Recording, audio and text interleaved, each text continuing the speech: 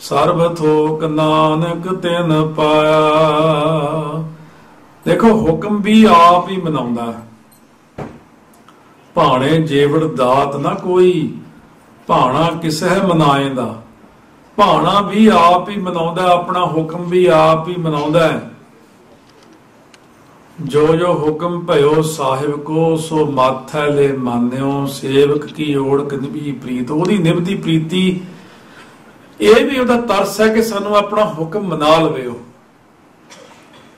हुण ओहदा हुक्म है, जो जो भी हुक्म है सब नूं पता ही है। दाढ़ी केस रखने है, अमृत छकना ओहदा हुक्म है, करैतां तो बचना ओहदा हुक्म है, अमृत वेले ओहदा उठण दा हुक्म है, सिमरन करना ओहदा हुक्म है, दसवंध कढना ओहदा। सारे सिੱਖੀ ਦੇ जिन्ने कानून असूल पंज प्यारे ने दसे ने, ये पंजां प्यारिਆਂ राही सारे हुक्म अपने तक पहुंचे भी होए ने, पर आपां उहनां दे उत्ते अमल नहीं कर सकते, चल नहीं सकते। फिर तुसीं बेनती करो, तेरा भाणा तू है मनाए, जिसनो हो है दयाला। महाराज तुहाडे मैं हुक्म सुण तां लए ने, हुण तुसीं कथा सुण तां लओगे, पर तुसीं की बेनती करोगे कि महाराज मैं कथा तां सुण लई है, पर मनने वाली गल औखी है थोड़ी जी। तुसीं आप कोई विधि बना दो, मैनूं कोई रस्ता दिखा दो, ताकि मैं वो मन भी सकां तुहाडे बचनां नूं। जे तुसीं किरपा कर दिओ, सिर ते मेहर भरिया हत्थ रख दिओ, तां मैं भी तुहाडा सिख अमृत वेले उठ जा करां, मैं भी नाम जपिया करां, मैं भी रहत रखां, मेरे अंदर भी सिੱਖੀ दा प्यार जागे, मैं भी सहज पाठ कर लिया करां, मैं भी नितनेम करया करां, मैं भी कुरैतां तो बच जा करां। ये तुसीं आप हुक्म मनाउणा मैनूं। जिस जन अपना हुक्म मनाया, सर्ब थोक हुंदा, सारे थोक पदार्थ उन्हें प्राप्त कर ले। आपां ने गुरु साहब नूं बेनती करनी भी महाराज असीं सुण तां लैने आ, पर हुण अमर दी दात है, सारिਆਂ ਨੂੰ मिल नहीं सकती। मनुखा देही पा के भी इदां ही तुरे फिरदे आपां, जिहा जिहा जन्म लिया, जिहा जिहा ना लिया। ਜਿਹੜੇ गुरु वाले नहीं बने, वो सोच के देखो भी जदों दुनिया चों चले जावांगे ਅਸੀਂ ਕੀ ਕੀਤਾ, ਕੀ ਖਟਿਆ, ਕੀ ਲੈ ਕੇ ਚੱਲੇ ਆ ਸੰਸਾਰ ਤੋਂ। ਜਿਹੜਾ ਬੰਦਾ ਗੁਰੂ ਵਾਲਾ ਹੀ ਨਹੀਂ ਬਣਿਆ, ਉਹ ਬੰਦਾ ਸੰਸਾਰ ਵਿੱਚ ਜਿਹਾ ਜਿਹਾ ਆਇਆ, ਜਿਹਾ ਜਿਹਾ ਨਾ ਆਇਆ। ਸਤਿਗੁਰੂ ਕਹਿੰਦੇ ਨਾ ਆਉਣਾ ਹੀ। ਇਹ ਜਿਵੇਂ ਆਪਾਂ ਅਸੀਂ ਕਈ ਬੰਦੇ ਮਿਲਦੇ ਸਾਨੂੰ ਸਾਰੇ ਦੇਸ਼ਾਂ 'ਚ, ਉਹ ਕਹਿੰਦੇ 22 ਸਾਲ ਹੋ ਗਏ ਪੱਕੇ ਹੀ ਨਹੀਂ ਹੋਏ, ਗ੍ਰੀਨ ਕਾਰਡ ਨਹੀਂ ਮਿਲਿਆ। ਉਹਦੀ ਬੜੀ ਫਿਕਰ ਆ। इन्ने साल हो गए, किसी नूं कईयां नूं 40-40 साल हो गए, फिर वो छड्ड के ही वापस मुड़ गए। वो चीज़ की आपां नूं फिकर है। पर आपां कदे सोचिया कि आपां दुनिया 'च आए हैं, गुरु वाले नहीं बने हाल तक अमृत ही नहीं छक सके। अमृत छकण तो ही सारे जने डरी जाते हैं। क्यों? वो ਜਿਹੜੀਆਂ हेरा फेरियां बेईमानियां, खाने पीने स्वाद लेने ने, जिंदगी के गलत पासे जाना, वो फिर अमृत ने रोक देने ने। पर सतगुरु महाराज कह रहे, जे तुसीं इत्थे कानून विच चलदे हो तां गुरु दे कानून विच भी चलो, अपनी जिंदगी नूं सवार लो। अगनत साहो अपनी दे रास।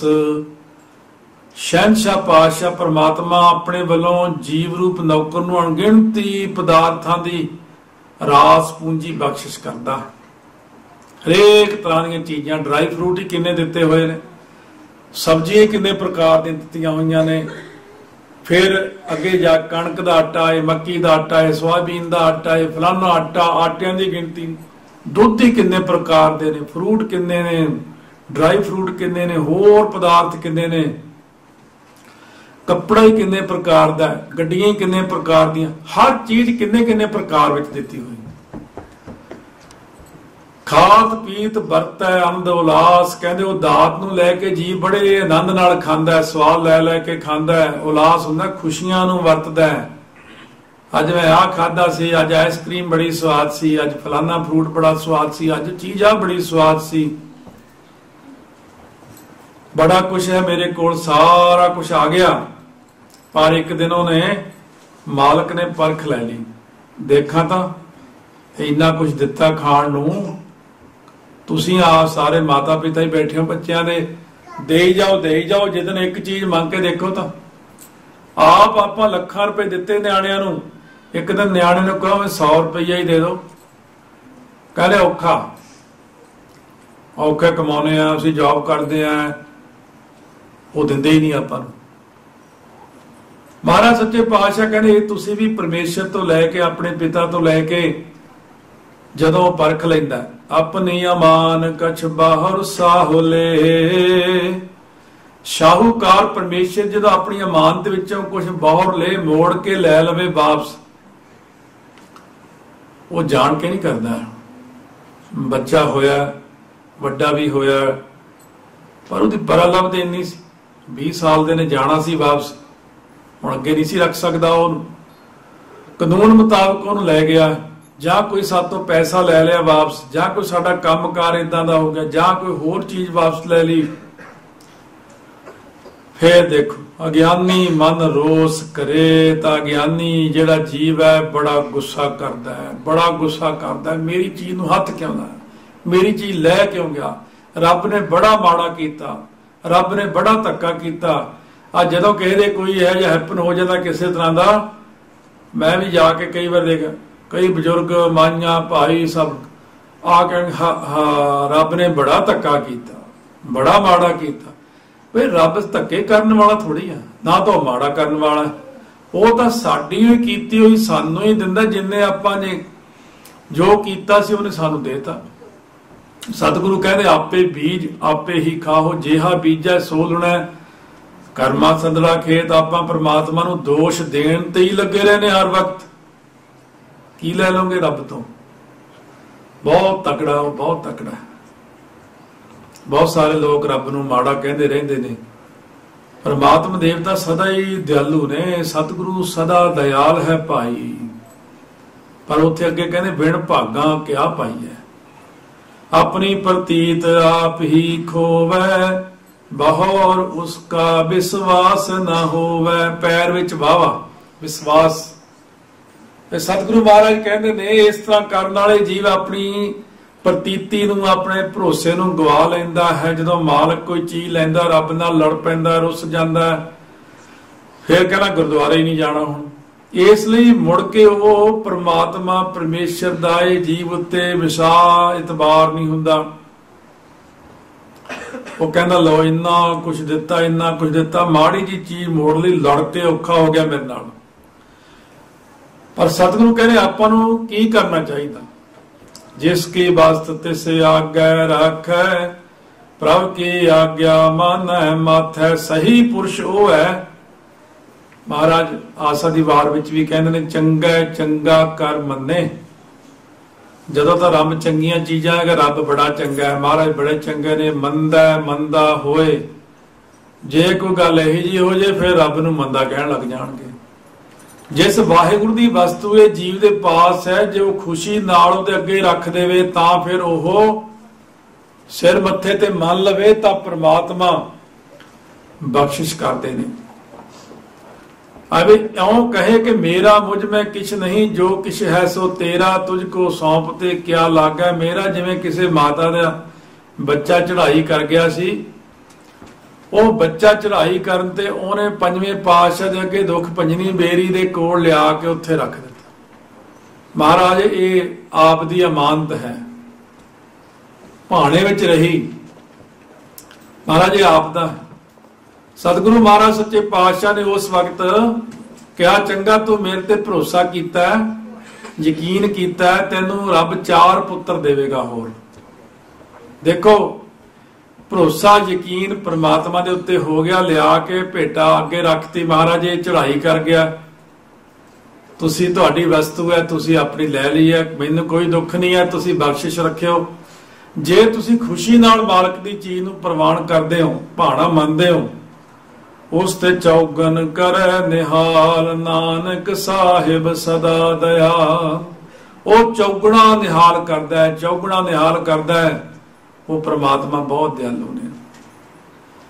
पर पक्का भरोसा सतगुरु कहते रखना चाहिए है। ये साधना रूप वस्तु जिस वाहिगुरू ने दिती है उहदे अगे रख दिओ। साधन दा हंकार ना करे ते वाहिगुरू दी आग्या नूं सिर मत्थे मान लवे। जदों 10वें पातशाह दे साहिबजादे शहीद होए, ਵੱਡੇ साहिबजादे शहीद होए, तां उस वक्त महाराज ने 5 जकारे छड्डे। ਬਾਬਾ ਅਜੀਤ ਸਿੰਘ ਦੀ ਸ਼ਹੀਦੀ ਤੇ, 5 ਛੱਡੇ ਫੇਰ ਬਾਬਾ ਜੁਝਾਰ ਸਿੰਘ ਸ਼ਹੀਦੀ ਤੇ। ਉਦੋਂ ਉੱਚੀ ਉੱਚੀ ਇਹ ਪੰਕਤੀਆਂ ਪੜੀਆਂ, जिस की बस्त तिस आज्ञा राखै, प्रभ की आज्ञा मानै माथै, उस ते चौगन करै निहाल, नानक साहिब सदा दयाल। की 4 साहिबजादे सदा ਲਈ ਖਤਮ ਹੋ ਗਏ? ਨਹੀਂ, ਉਹ ਸਦਾ ਲਈ ਜਿਉਂਦਿਆਂ ਵਿੱਚ ਹੋ ਗਏ।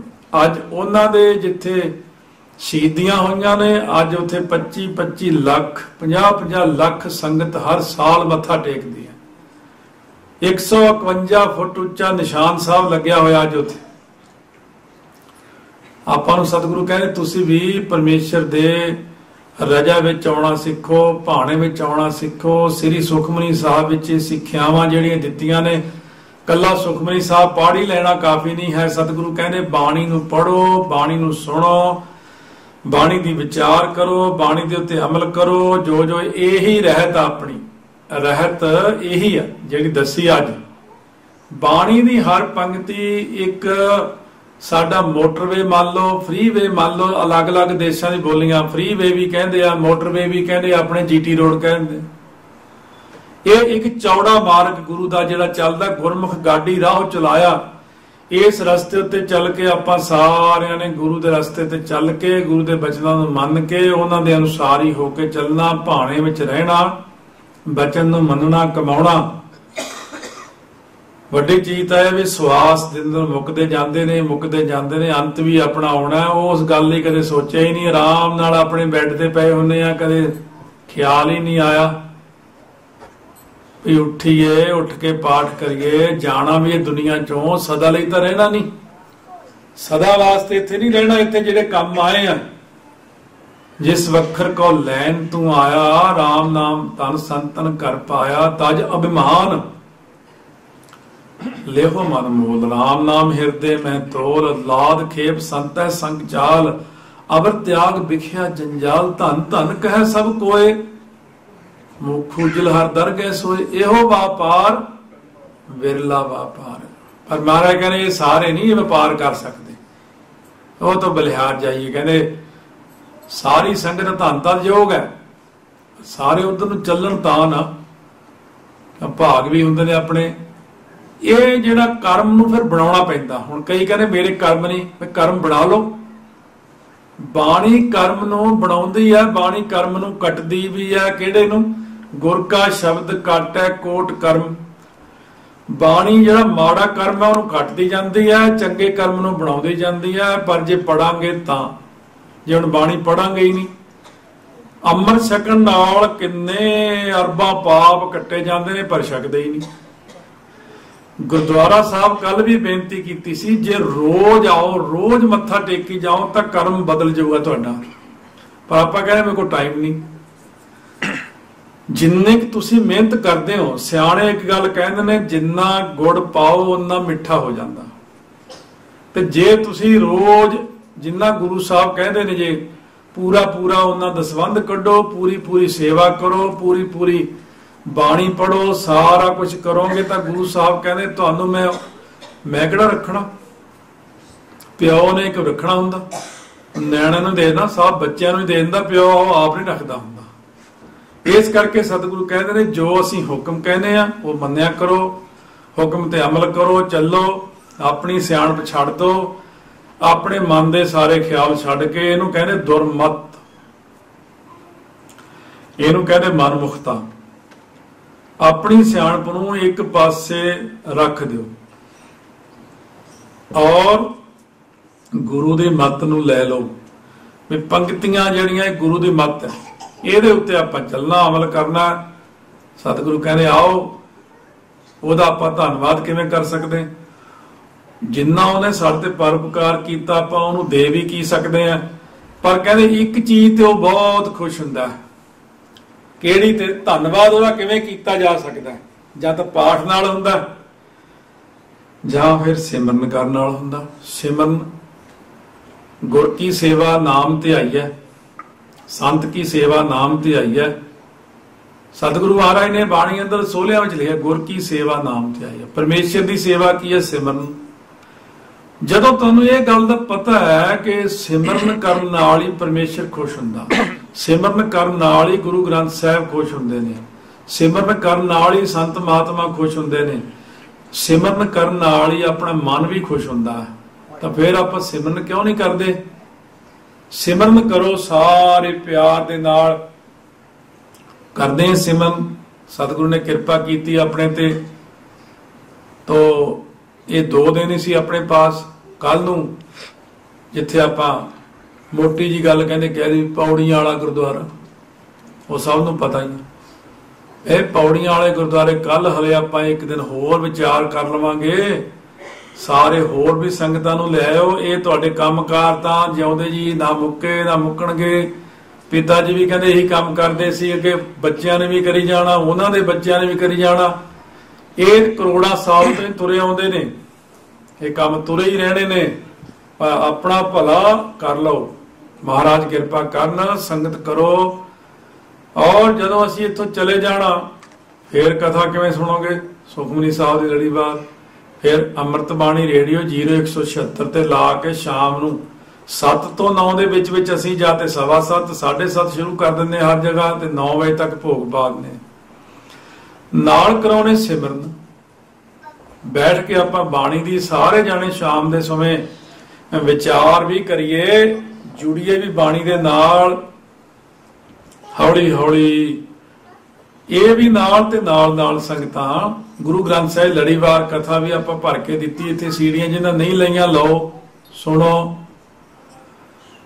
ਔਰ ਇਸ ਦੇ ਨਾਲ ਅਸੀਂ ਇੱਕ ਮਾਤਾ ਸਾਹਿਬ ਕੌਰ ਜੀ ਦਾ ਚਿੱਤਰ ਜਿਹੜਾ ਬਣਵਾਇਆ ਉਹ ਵੀ ਨਾਲ ਲੈ ਕੇ ਆਏ ਹਾਂ। ਅਸੀਂ ਉਹ ਹਰ ਇੱਕ ਥਾਂ ਦੇ ਉੱਤੇ ਦਿੰਦੇ ਆ। ਅੱਜ ਵੀ ਜਿਨ੍ਹਾਂ ਨੇ ਸਤਿਕਾਰ ਨਾਲ ਲੈਣਾ, ਸਤਿਕਾਰ ਕਰਨਾ ਹੈ, ਸਤਿਕਾਰ ਨਾਲ ਰੱਖਣਾ ਹੈ। ਕੋਈ ਭੇਟਾ ਨਹੀਂ ਹੈ ਉਹਦੀ। ਕਈ ਪੁੱਛਦੇ ਨੇ ਭੇਟਾ, ਉਹ ਤਾਂ ਬਸ ਸੰਗਤ ਨਹੀਂ ਛਪਾਤਾ, ਇੱਥੇ ਹੀ ਛਪਾਤਾ। ਪਿੱਛੋਂ ਫੋਟੋ ਮੰਗਵਾਈ, ਛਪਾਤਾ ਇੱਥੇ।